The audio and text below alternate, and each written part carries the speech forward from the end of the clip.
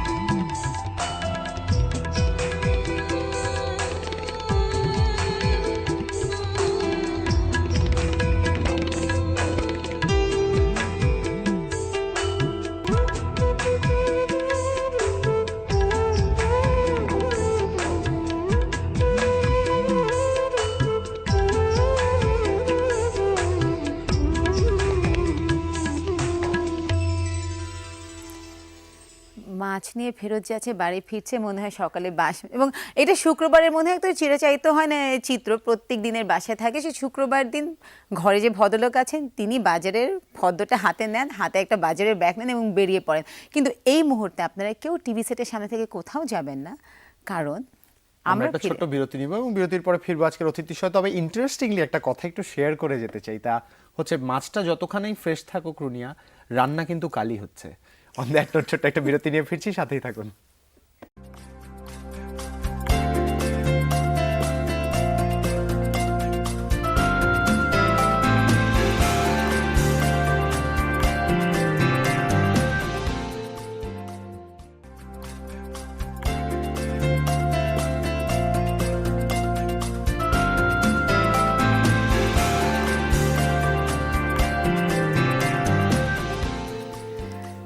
সকালের বাংলাদেশে এই পর্যায়ে সবাইকে আরেকবার স্বাগতম। এবং যাওয়ার আগে বলছিলাম বিরতির আগে যে আমরা দুজন অতিথি নিয়ে ফেরত আসবো।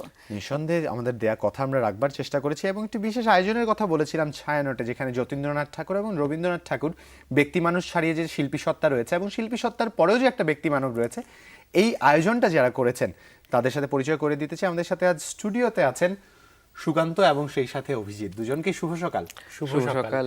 এবং আমরা তো বলেই নিতে পারি যে আয়োজক এবং সেই সাথে শিল্পী, শিক্ষক সব একই সাথে, তাই তো? আমরা ঠিক আয়োজক নই। আচ্ছা, আয়োজকদের একটা অংশ, আয়োজকের একটা অংশ, আমরা মানে অংশগ্রহণকারী বলতে পারি। বাহ, খুব সুন্দর। এই বিষয়গুলো জানার চেষ্টা করবো। তার আগে রুনিয়ার একটা খুব মজার প্রশ্ন আছে।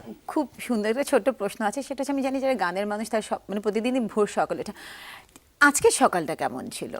আজকের সকাল হচ্ছে আমি ছিলাম শাহজাদপুরে আমার এক বন্ধুর বাড়িতে ছিলাম, যেহেতু স্টুডিওর কাছাকাছি। আমার বাবা মা নারায়ণগঞ্জ থাকে, তো ও আমার সাথেই ছিল। তো সকালবেলাটা যখন হলো 5টার সময় ঘুম ভাঙলো। ওর বাড়িটা হচ্ছে 13 তলায়, সামনে বিশাল মানে নাগরিক সভ্যতায় প্রকৃতির বৃষ্টির বর্ষণ আর কি, সেরকম কিছু একটা ভীষণ সুন্দর করে সকাল। সুকান্ত বলছে, মানে কিছুটা একদম ঘাবড়ে গেছি যে কাব্যিক। কোন অঞ্চলের কথা বলছে, ঢাকার কথাই বলছে তো? হ্যাঁ, ঢাকার কথাই বলছে। শুনে নেই। তারপরে দৃশ্যগুলো কি ছিল? তারপর শুরুটা দৃশ্য কেমন হচ্ছে ঘুম থেকে যথারীতি ওকে ডেকে তুলতে হয়, সবসময় সেটাই হয়। ওকে ঘুম থেকে ডেকে তোলা হলো। আমি লেট রাইজার একটু। হ্যাঁ, আর আমি একটু বেশি আর্লি রাইজার, সেটা নিয়ে প্রায় আমাদের মধ্যে ঝগড়া হয়। আচ্ছা, এটা সুফলও আছে, কারণ ও রেওয়াজটা আমরা যেহেতু কলকাতায় একসাথে থাকি, রেওয়াজটা ও আগে করে ফেলে এবং আমি ঘুম থেকে উঠলে ও রেওয়াজ আমি শেষ যখন হয়ে যায় ইউনিভার্সিটি এবং চলে যাই তখন সে আমি আসলে রেওয়াজটা রেয়াজে শুরু বসে করি। ব্যাপারটা। আচ্ছা। দুজনেরই বন্ধুত্বের সম্পর্ক সম্পর্কটা কতদিনের? এটা খুব অদ্ভুত ব্যাপার। আমি মানে বাংলাদেশেরই ছেলে, আমি পড়াশোনার সূত্রে কলকাতায় আচ্ছা আচ্ছা। এবং শান্তিনিকেতনে গান শিখতে যাচ্ছি। আচ্ছা। তো ওর সাথে আমার পরিচয় সেই শান্তিনিকেতনেই। বাহ। সেখানে লাইব্রেরিতে মানে কি বলবো, গবেষণার কাজ করতে করতে গিয়েই বন্ধুত্ব, তারপর একসাথে থাকা, একসাথে গান করা, পড়াশোনা করা, এইভাবেই আমার ডাকে বাংলাদেশে চলে আসা, এরকম।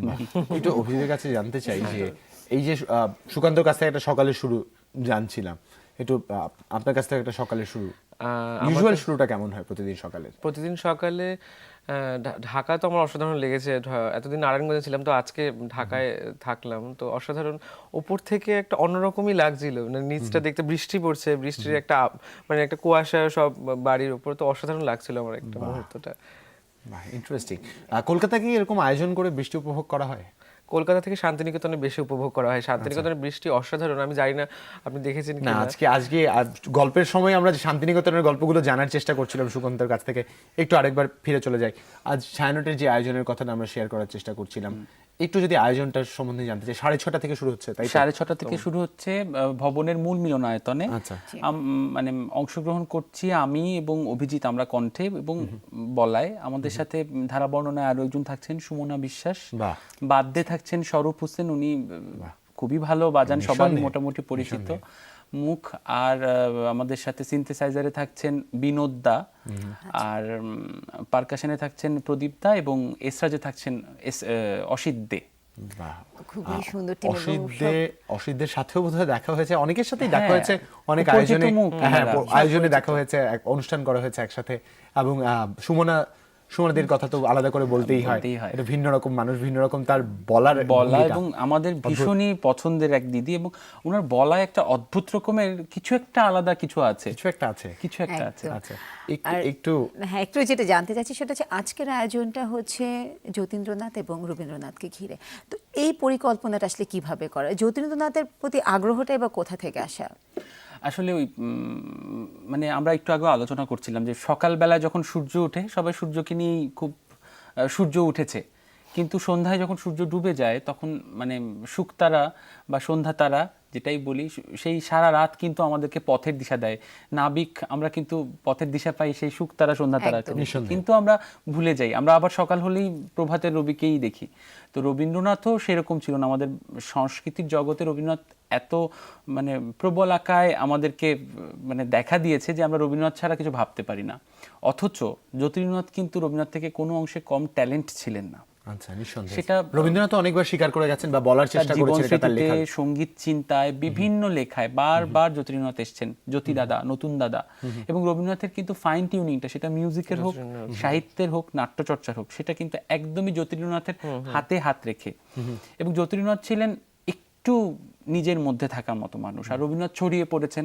রবীন্দ্রনাথ আমাদের পর্যন্ত চলে এসেছেন, আমাদের বাস্তব জীবনে চলে এসেছেন, রবীন্দ্রনাথকে বন্ধুর মতো দেখতে পাই।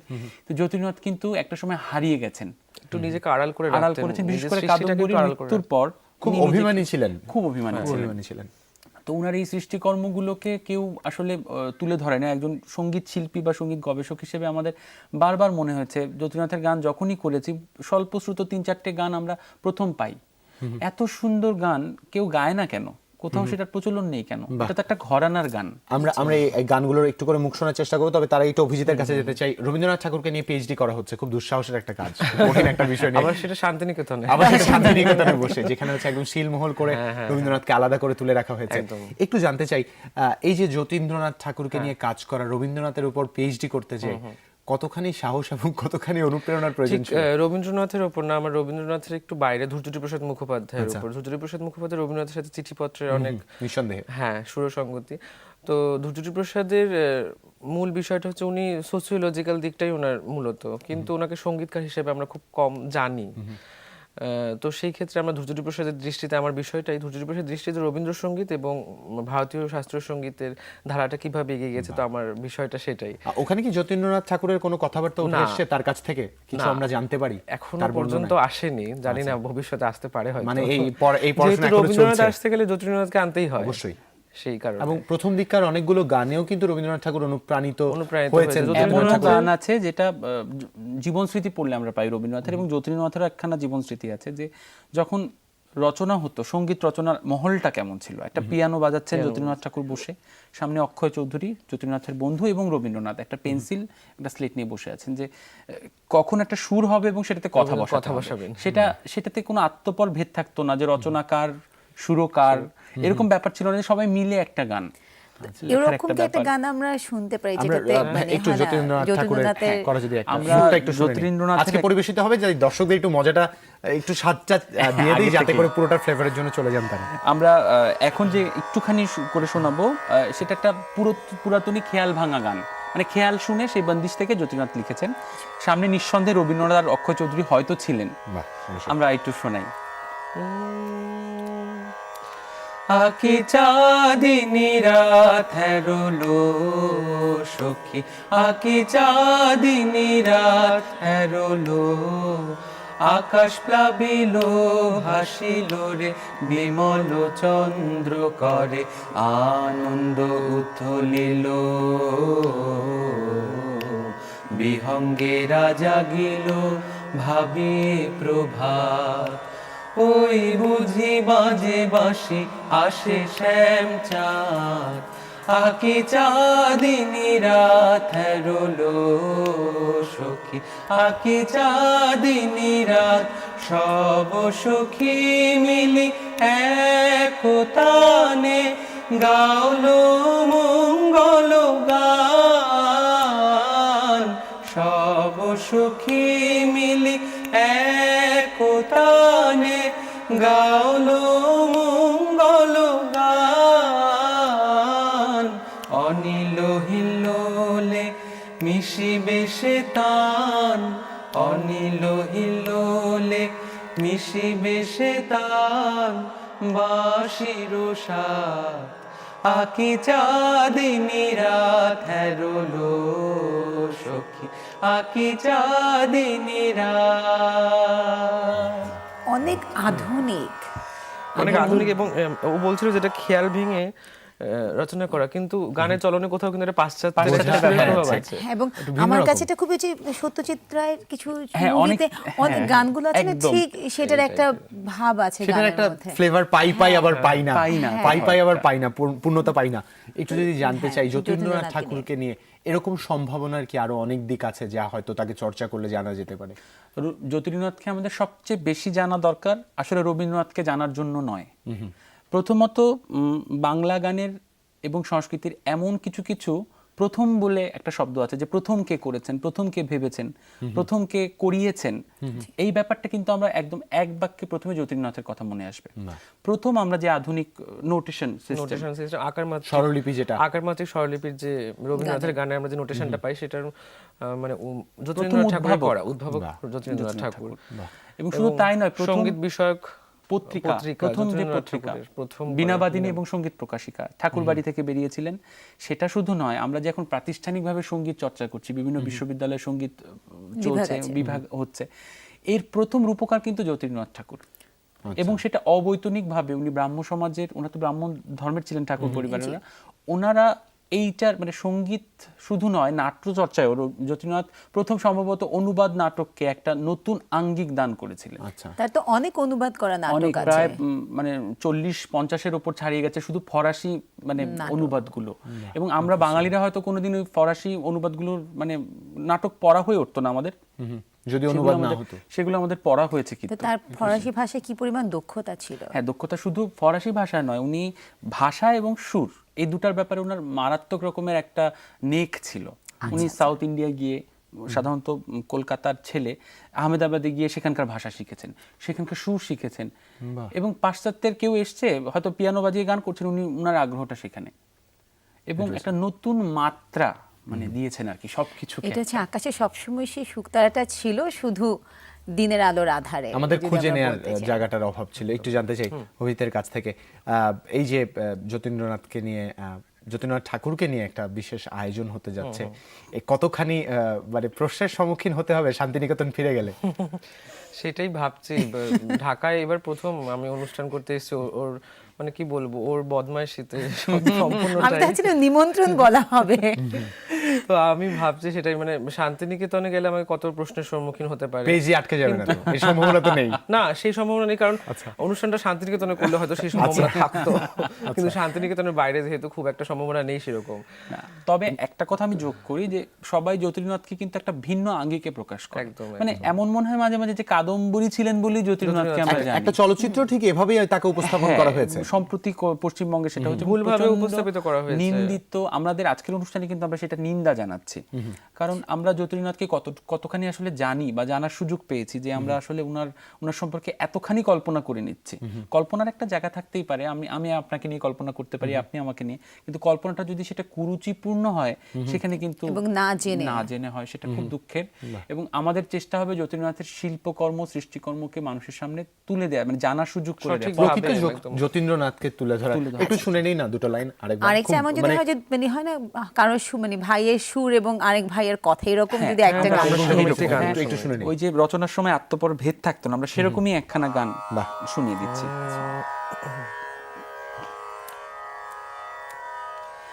তোমরা হাসিয়া বহিয়া চলিয়া যাও, কুলু কুলু কল নদীর স্রোতের মতো।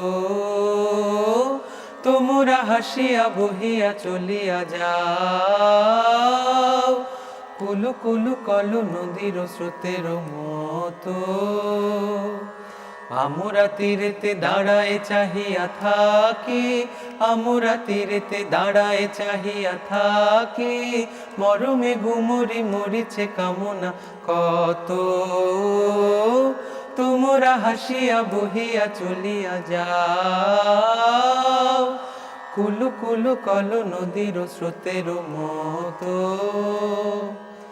আপনা আপনি কানাকানি করো সুখে, কৌতুক ছটাও চলিছে চোখে মুখে। আপনা আপনি কানাকানি করো সুখে, কৌতুক ছটাও চলিছে চোখে মুখে। কমল চরণ পড়িছে ধরণী মাঝে, কমল চরণ পড়িছে ধরণী মাঝে। কোন কোন পুরো রিনিকি ঝিনিকি বাজে, তোমরা হাসিয়া বহিয়া চলিয়া যাও, কুলু কুলু কল নদীর স্রোতের মতো। এটা যতীন্দ্রনাথ ঠাকুরের সুর নিশ্চয়ই। হ্যাঁ, যতীন্দ্রনাথ ঠাকুরের মানে এই গানটা বিশাল একটা গান, আমরা গাইলাম না সময়ের কারণে। মানে তিন ধরনের, এই প্রথম অংশটুকু একটু খোলে, তারপর অংশটুকু একদম পিয়ানোতে, তারপরের অংশ একদম ধ্রুপদের আঙ্গিকে। অদ্ভুত একটা গান, বিশাল। এবং রবীন্দ্রনাথ কবিতা লিখেছিলেন পরে, এটারই দুই তীর নামক একখানি কবিতা। এবং আপনি বলছিলেন যে মানে যতীন্দ্রনাথের কাছ থেকে আরেকটা এসেছে মিশ্রণ, একটি ফিউশন, যেটাকে আমরা বলি বাংলা প্রথম ফিউশন, মানে খোল আর পিয়ানো যদি আসে তাহলে এটা আসলে, অথচ আমরা নতুন প্রজন্ম কিন্তু তারই চেষ্টা করছি, বাংলা গানে ফিউশন করার চেষ্টা করছি। মারাত্মক সেই ফিউশন, মারাত্মক। আমি মাঝখানে একটু আসছি, যতীন্দ্রনাথ যেটা করেছিলেন যে ধ্রুপদ গানের সাথে বাংলা ধ্রুপদের সাথে পাশ্চাত্য সুরের মিশ্রণ ঘটেছে। এই মিশ্রণটা আমরা একটু জানতে চাইবো, তবে তার আগে একটা সংবাদ একটু শেয়ার করে নিতে চাই। আরো কিছুক্ষণ সময় আপনাদের আটকে রাখতে হচ্ছে, তবে এই মুহূর্তে ছোট্ট একটা বিরতি নিয়ে ফিরতে চাই। দর্শক, আমাদের এই পর্যায়ে ছোট্ট একটা বিরতি নিচ্ছি। এই অতিথিদের নিয়ে আরো একবার ফেরত আসবো, সাথেই থাকুন।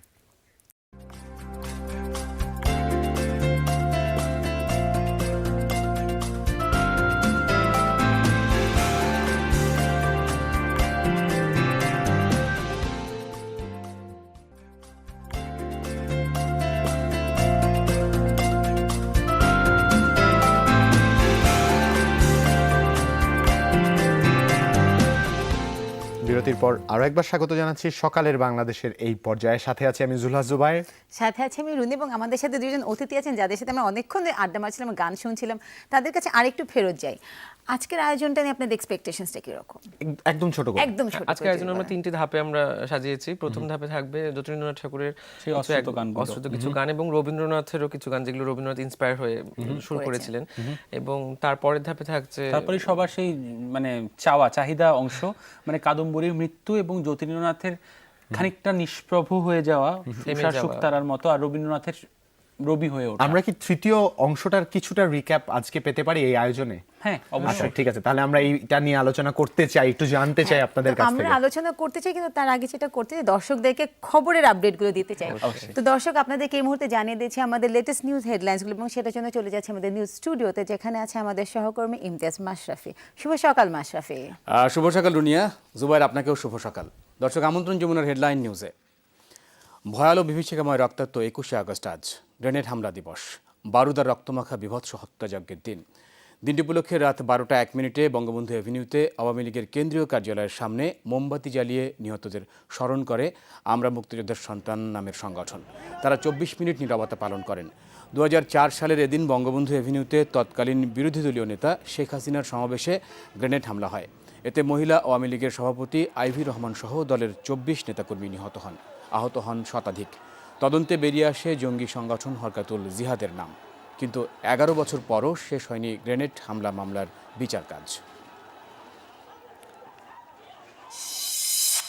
চট্টগ্রামে অনির্দিষ্টকালের পরিবহন ধর্মঘট আজ বিকেল 4টা পর্যন্ত স্থগিত করা হয়েছে। এর আগে ধর্মঘটের কারণে সন্ধ্যা 6টা থেকেই নগরীতে বাস, হিউম্যান হলার, টেম্পো সহ গণপরিবহন চলাচল কমে যায়। পরিবহন শ্রমিক নেতাদের দাবি, নগরীর সল্টগোলা থেকে চালক নুরুল ইসলামকে আইনশৃঙ্খলা বাহিনীর পরিচয় তুলে নিয়ে যাওয়া হয়।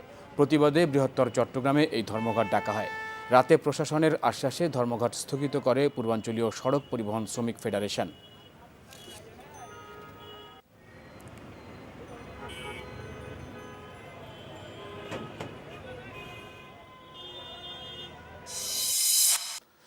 রাজধানীর কারওয়ান বাজারে বাঘের ভাস্কর্য উল্টে পড়ে এক ভ্যান চালক মারা গেছেন।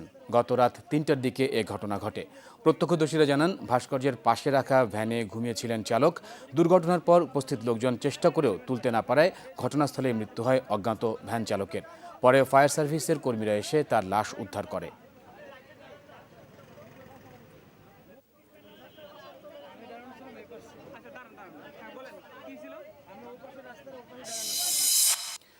ছাব্বিশ দিন ঢাকা মেডিকেলে চিকিৎসা শেষে মাতৃগর্ভে গুলিবিদ্ধ শিশু সুরাইয়াকে নিয়ে মাগুরায় পৌঁছেছে তার বাবা মা।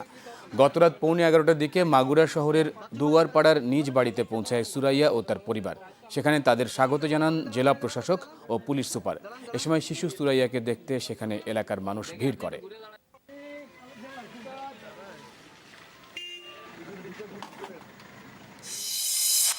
পাল্টাপাল্টি গোলা নিক্ষেপের ঘটনায় আবারও উত্তেজনা বেড়েছে কোরিয়া সীমান্তে।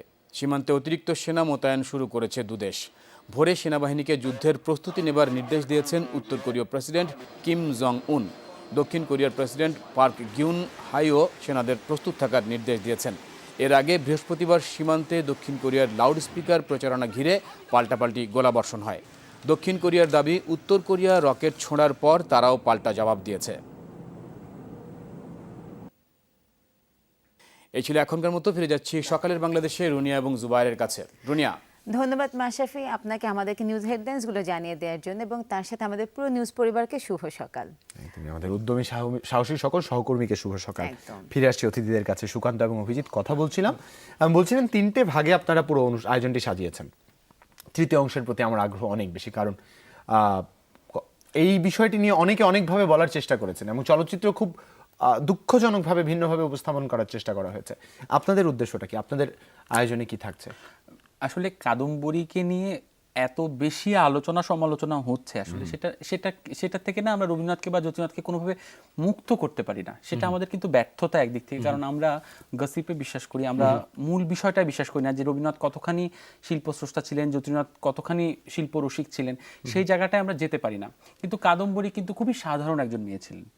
আমরা মানে বিভিন্ন জায়গায় পড়ে চিন্তা করে একটা জিনিসই বের করলাম যে এই একজন মহিলা ছিলেন যিনি নাকি দুজন পুরুষকেই, তার স্বামীকে এবং তার দেবরকে, সমানভাবে একটা ইন্সপিরেশন দিতেন সংস্কৃতির সাথে যুক্ত থাকার জন্য। উনি রবীন্দ্রনাথকে খোঁচা দিতেন, কি হে বিহারীলালের মতো লিখতে পারবে কবিতা, পারছো তো না। মানে সেটা কিন্তু অনুপ্রাণিত করা। কি হলেন মানে স্বামীর সাথে বা পারিবারিক জীবনে যেমন করি হোক একটা অভিমান থেকে উনি একটা দুর্ঘটনা হয়তো ঘটিয়েছেন, কিন্তু সেটার প্রভাবে কিন্তু আমরা জ্যোতির্নাথকে হারিয়েছি। জ্যোতির্নাথকে জাস্ট আমরা ওখানেই জ্যোতির্নাথ হিসেবে আমরা ওখানে ছেড়ে দিয়ে এসেছি।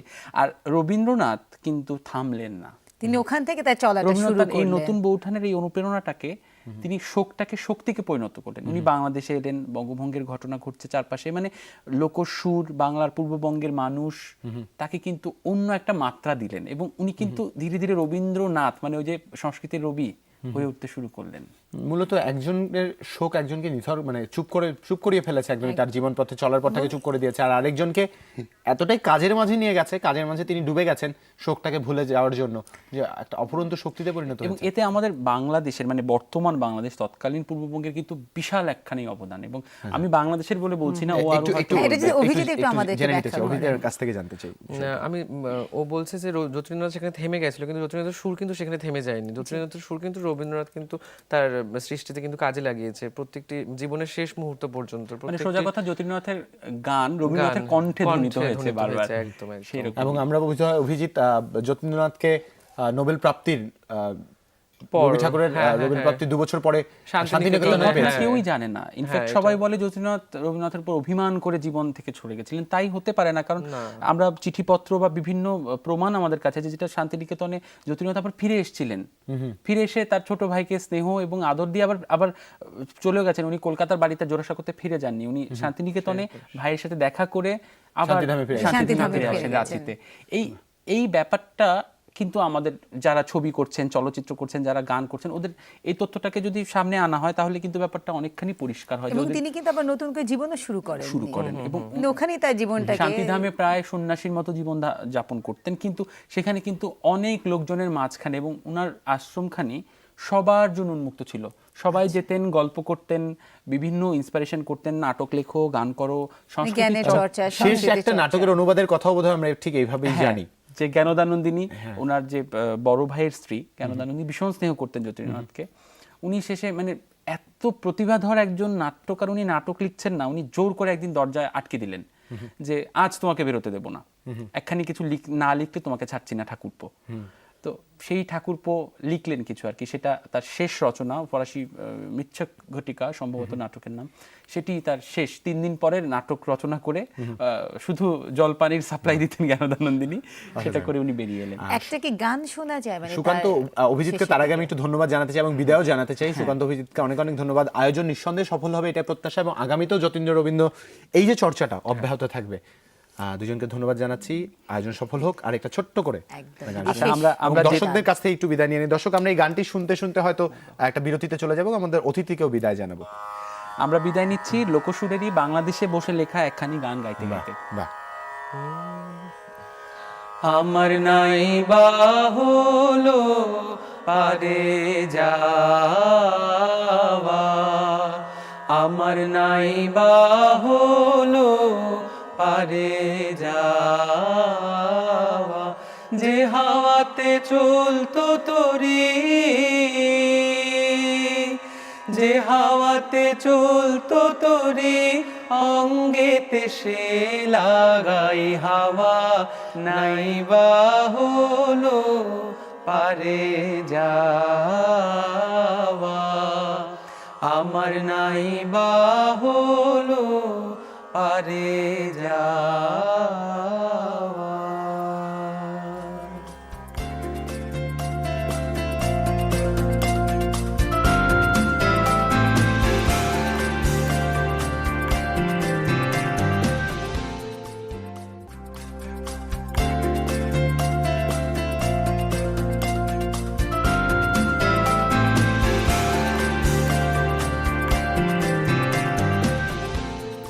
বিরতির পর আরও একবার স্বাগত জানাচ্ছি সকালের বাংলাদেশের এই পর্যায়ে। যারা মাত্রই যুক্ত হয়েছেন, সুকান্ত এবং অভিজিৎ নামে দুজন অতিথির সাথে কথা বলছিলাম।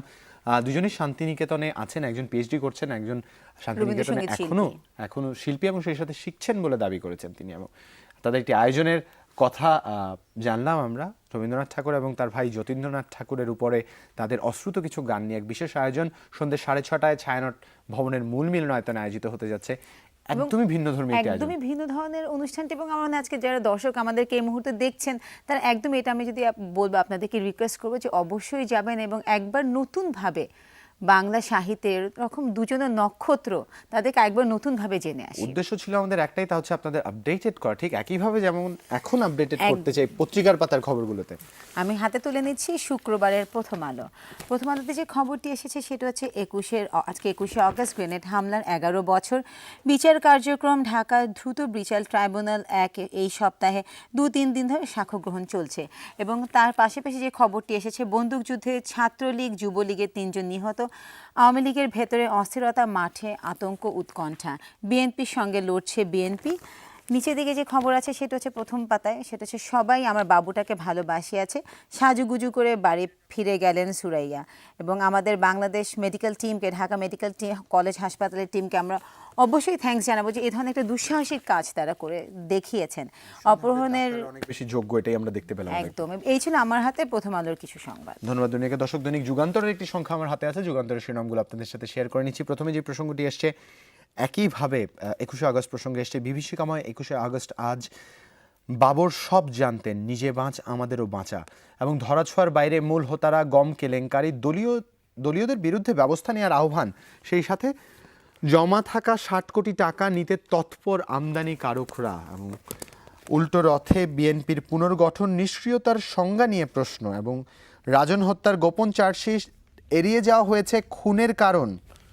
শেষ পাতায় চলে যেতে চাই, এখানেও সুরাইয়ার প্রসঙ্গটি এসছে, সবার ভালোবাসা নিয়ে এসে বাড়ি ফিরে গেছে, একটা ভিন্ন ধরনের পজিটিভ নিউজ। এবং সেই সাথে শেষ পাতায় যে বিশেষ প্রতিবেদনটি আছে, 100 দিনে কি অর্জন, যুগান্তরের সাথে 2 মেয়রের একান্ত সাক্ষাৎকার।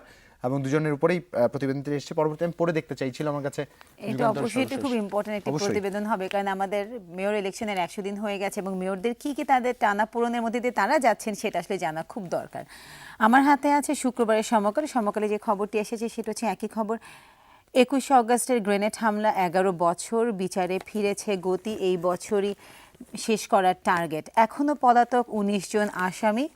শেখ হাসিনাকে 19 বার হত্যা করার চেষ্টা করা হয়েছিল এবং সরকারি দলের বন্দুকযুদ্ধ আতঙ্ক। শেষের পাতায় খবরগুলোর মধ্যে একটি খুবই ভিন্ন রকমের খবর আছে। গোফের কত শক্তি, দেখা যাচ্ছে একজন মানুষ তার গোফ দিয়ে একটি মহিলাকে ঝুলিয়ে রেখেছেন। এবং তার সাথে হচ্ছে বই কিনুন ইচ্ছে মতন দামে। এবং 9 সেতু উদ্বোধনকালে প্রধানমন্ত্রী বলেছেন সারা দেশে যোগাযোগের নেটওয়ার্ক তৈরি করেছে। এই ছিল আমার হাতে সমকালের সংবাদ। ধন্যবাদ দৈনিকের। দর্শক, দৈনিক ইত্তেফাকের একটি সংখ্যা আমার হাতে আছে, ইত্তেফাকের শিরোনামগুলো পড়ে শোনাচ্ছি। পাঠ্য বই নিয়ে অনিশ্চয়তা, সেই সাথে দারিদ্র্যমুক্ত বাংলাদেশ গড়তে চাই প্রধানমন্ত্রী জানিয়েছেন। ভিডিও কনফারেন্সে 9 সেতুর উদ্বোধন। সেই সাথে 11 বছরেও শেষ হলো না বিচার, ট্রাইব্যুনালে চলছে সাক্ষ্য গ্রহণ। তারেক সহ 18 আসামি পলাতক। হাজিদের পকেট মারতে সৌদি যাচ্ছিল ওরা, 6 জন গ্রেফতার হয়েছে। তো শেষ পাতায় চলে যেতে চাই, রোহিঙ্গাদের কারণে সৌদিতে বাংলাদেশিদের দুর্ভোগ, এই প্রসঙ্গটিও এসছে। এবং বিয়ানী বাজারের একটি প্রতিবেদন এসে, বর মাহবুবের সাথে ভিনদেশি কোণে ইফা রায়ান ও তার পিতামাতা ভাই, ভালোবেসে নিয়ে যেও সখী। খুব ইন্টারেস্টিং একটা নিউজ, পড়ে দেখতে চাই। তোমার হাতের পত্রিকাগুলোতে সত্যি ইন্টারেস্টিং খবর পাওয়া যাচ্ছে। আমার হাতে দৈনিক জনকণ্ঠ আজকে কি আছে সেটা একটু দেখছি। লালকালিতে যে খবরটি এসেছে দৈনিক জনকণ্ঠে সেটা হচ্ছে নাশকতা নীল নকশা, শহীদ হামজা ব্রিগেডের পরিকল্পনা। তাছাড়া হচ্ছে ভয়াল গ্রেনেড হামলার 11 বছর পার, সিআইডি সেই 3 কর্মকর্তার বিরুদ্ধে মামলা হিমাগারে। দারিদ্র্যমুক্ত দেশ গড়া, মানুষের ভাগ্যোন্নয়নের লক্ষ্য আমার, বলেছেন সেতু উদ্বোধনকালে প্রধানমন্ত্রী। এবং তাছাড়া যে খবরটি এসেছে সেটি হচ্ছে আইএসের পাতা ফাঁদে যে কারণে পশ্চিম মেধাবী তরুণীরা পা দিচ্ছেন। এই ছিল আমার হাতে জনকণ্ঠের বেশ কিছু সংবাদ। ধন্যবাদ দুনিয়াকে। দর্শক, যে কথাটি বলছিলাম আসলে ইত্তেফাক থেকে ভিন্ন প্রসঙ্গটি একটু ছোট্ট করে শেয়ার করতে চাই। তা হচ্ছে ভালোবাসার টানে সুদূর আয়ারল্যান্ড থেকে বিয়ানীবাজার আসলেন এবং তাদের বিবাহ সম্পন্ন হয়েছে। খুব ইন্টারেস্টিং একটা নিউজ। ডেইলি স্টারের একটি সংখ্যা হাতে আছে, ডেইলি স্টারের নিউজটি পড়ে সংবাদ শিরোনামগুলো পড়ে শোনাচ্ছি। মিনিটস অফ ম্যাসাকার এবং সেই সাথে a trip down the grenade hit lane, prohibit still not feeling safe. শেষ পাতায় চলে যাই, শেষ পাতায় অন্যান্য প্রসঙ্গের মধ্যে যা এসছে, women shot in Bangkok bombing probe. সেই সাথে government bans 3 type of drugs advice effect. এই ছিল আমার কাছে ডেইলি স্টারের সর্বশেষ নিয়ে। আজকে প্রত্যেকটা পত্রিকা পাতায় ভিন্ন রকমের খবর আছে, কিন্তু 21শে আগস্টের সেই ভয়াল স্মৃতি থেকে আমরা বেরিয়ে আসতেছি। এবং এই যে হামলার 11 বছর পার হয়ে গেছে এবং আমরা মনে করি এখন হয়তো বিচারে একটু অগ্রগতি দেখা যাবে নিঃসন্দেহে। এবং সেই সাথে এতটুকুই আমার চাওয়া থাকবে, যারা ক্ষতিগ্রস্ত হয়েছেন, যারা খুব আপনজনকে দুঃখ হারিয়েছেন। দুর্দশার মধ্য দিয়ে যাচ্ছেন এখনো, তারা অবশ্যই পরিত্রাণ পাবেন। তাদের প্রতি সবার সদয় দৃষ্টি ফিরে আসবেন। প্রধানমন্ত্রীর একদম কাছের যে মানুষগণ ক্ষতিগ্রস্ত হয়েছেন, আমরা আইভি রহমানের কথা জানি, একদম ঠিক। আমরা তাকে হারিয়েছি। শ্রদ্ধার সাথে সকল এই মানুষদের স্মরণ করছি, সকল এরকম সাহসী আত্মাদের স্মরণ করছি যারা ওই দিন ক্ষতিগ্রস্ত হয়েছেন। সেখান থেকে এখন এই মুহূর্তে বলতে চাই যে আমাদের পুরো অনুষ্ঠানটা আসলে আপনাদের জন্য, দর্শকদের জন্য, এবং আপনাদের চাওয়া পাওয়াটা আমাদের কাছে অনেক বড়। তো আপনাদেরকে সবসময় আমরা আপডেটেড রাখার চেষ্টা করি, জানিয়ে দিতে চাই যে বাংলাদেশের কোথায় কি হচ্ছে এবং কিভাবে আমরা দিনটাকে সাজাচ্ছি। ঠিক সেভাবেই যেভাবে আপনারা আপনাদের দেখা চোখ দিয়ে আমাদেরকে ছবিগুলো পাঠান, এবং সেই ছবি আজকে যিনি আমাদেরকে পাঠিয়েছেন তিনি হচ্ছেন শরীফ খান, গ্রাম বাংলার সকাল, স্থান কসবা। দেখে নিই।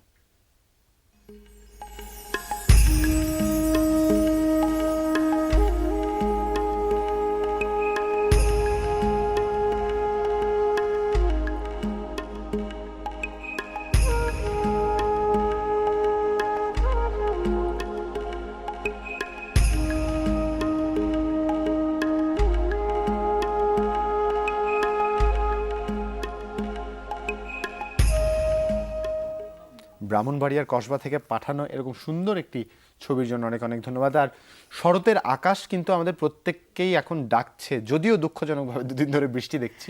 একদম শরতের সেই নীল আকাশে সাদা মেঘের ভেলা যদিও দেখতে পাচ্ছি না, কিন্তু আশা করছি খুব শীঘ্রই দেখতে পাবো। এই যে বর্ষা শ্রাবণ বাদল কেউই আমাদেরকে ছেড়ে যাচ্ছে না, তো তারা থাকুক, কোনো অসুবিধা নেই। শ্রাবণ কিন্তু বাদল তো ছেড়ে কোনোভাবেই যাচ্ছে না, বর্ষার কথা জানি না। যাই হোক, শরতের আকাশ যারা দেখতে পাচ্ছেন তারা অবশ্যই শরতের আকাশের ছবি তুলে পাঠাবেন।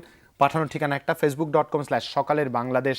আর এই মুহূর্তে যারা পরিকল্পনা করছেন আজ সারাদিনে কোথায় ঘুরে আসা যায়, একটু জানিয়ে দিতে চাই কোন মার্কেটগুলো আজ বন্ধ, যাতে যে বিফল হতে না হয়। যেমন আজ কিন্তু বাংলা বাজার, পাটুয়াটুলি, ফরাসগঞ্জ অঞ্চলে, শ্যামবাজার, জুরাইন, করিমুল্লা বাগ, পোস্তাগোলা, শ্যামপুর, মীর হাজারিবাগ, ধোলাইপাড়, টিপু সুলতান রোড বন্ধ থাকছে। সেই সাথে বন্ধ থাকছে ধূপখোলা, গ্যান্ডারিয়া, দয়াগঞ্জ, স্বামীবাগ, ধোলাইখাল, জয়কালী মন্দির, যাত্রাবাড়ির দক্ষিণ পশ্চিম অংশ, ওয়ারি, আহসান মঞ্জিল, লালবাগ, কোতোয়ালি থানা, বংশাল, নবাবপুর, সদরঘাট, তাঁতিবাজার, লক্ষ্মীবাজার আরও বন্ধ থাকছে। শাখারি বাজার, চাংখারপুল এবং সেই সঙ্গে গুলিস্তানের দক্ষিণ অংশ।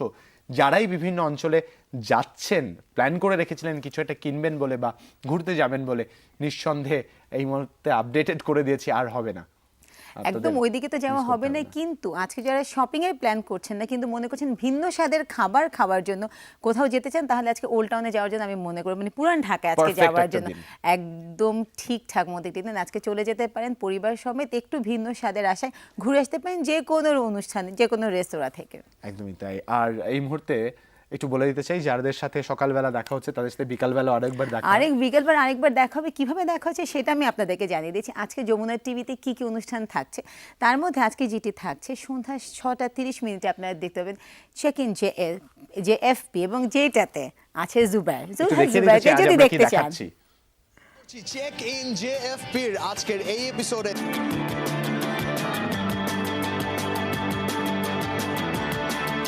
এই মার্কেটটি সপ্তাহের কোন দিন বন্ধ থাকে? আমি তিনটে অপশন দিব, একটি কারেক্ট। অপশনগুলো মনোযোগ দিয়ে শুনতে হবে। 1044, দ্যাট ইজ 1044, নাকি 1144, নাকি 1244। আমাদের লেভেল 5-এ যে ব্লকবাস্টারটা আছে বলে দিতে হবে এখানে কতগুলো থিয়েটার রয়েছে। 5 সেকেন্ড সময় পাবেন আপনি, সময় শুরু হচ্ছে এখন। Check in JFP.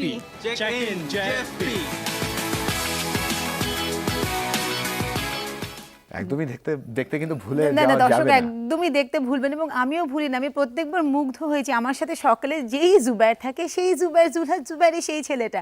এরপরে আপনারা যেটি দেখতে পাচ্ছেন সেটা হচ্ছে প্রিয় তারকাদের খবরাখবর, সিনেমা কিংবা নাটক, অথবা হলিউড, বলিউড আর ঢালিউডের নিত্য নতুন ঘটনা প্রবাহ নিয়ে রাত 8:30 দেখতে পাবেন বিনোদন জগতের খবরাখবর নিয়ে অনুষ্ঠান লাক্স শোবিজ টুনাইট। এছাড়া আরও যা দেখতে পাবেন জানিয়ে দিচ্ছি, রাত 9:20 দেখতে পারবেন ইনভেস্টিগেশন 360 ডিগ্রির বিশেষ একটি পর্ব, যেখানে আজ আমরা দেখাচ্ছি কিডনি বাজার। একটু দেখিয়ে দিতে চাই।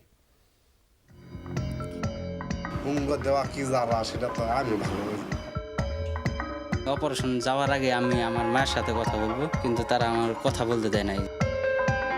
এই ভুল মানুষ জানে শুনে না করে।